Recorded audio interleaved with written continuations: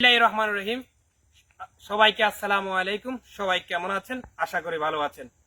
আমি যে রাস্তাটির উপরে দাঁড়িয়ে আছি সেটি হলো আমরা ফেনী বিলোনিয়া যে মহাসড়কটি রয়েছে শলিয়া গেট নামক স্থান দিয়ে ভিতর মেন রোড থেকে শলিয়া গেট দিয়ে ভিতরে ঢুকলেই প্রায় 300 গজ ভিতরে ঢুকলেই আমরা আমাদের শলিয়া হযরত ফাতেমাতুজ জোহরা দাখিল মাদ্রাসা পাই।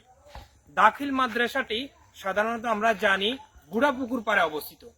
তার উত্তর পাশেই আমার পিছনে আপনারা দেখতে পাচ্ছেন বুড়ি পুকুর পাড়।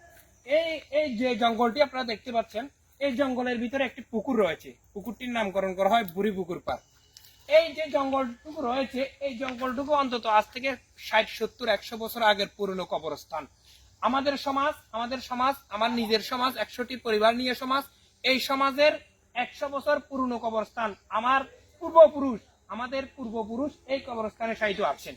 কিন্তু এই কে বা কারা এই জায়গাটিকে তারা নির্দিষ্ট ব্যক্তি মালিকানা দাবি করছে এবং তারা বলতেছে তারা মাদ্রাসা কর্তৃপক্ষকে তারা এটি আবার দান করেছে।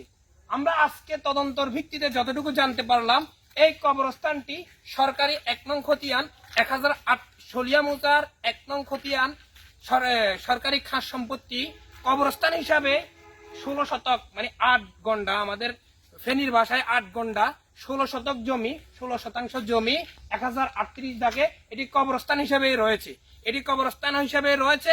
আমরা অতি দ্রুত ইনশাল্লাহ আমরা এসিলেন মহোদয়ের সাথে ভূমি সাথে আমরা কথা বলেছি।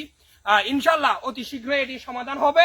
আমরা এটি কবরস্থান আমাদের পূর্বপুরুষের কবরস্থান, যারা এখানে কুনজর দিয়েছেন তাদের সদয় জ্ঞান এবং তাদের উপর আল্লাহর রহমত করুন এবং তাদেরকে আল্লাহ হেদায়েত দান করুক। একটি কবরস্থানকে নিয়ে যারা ছিনিমিনি খেলছেন তাদের বিচার আল্লাহর দরবারে দিয়েছি।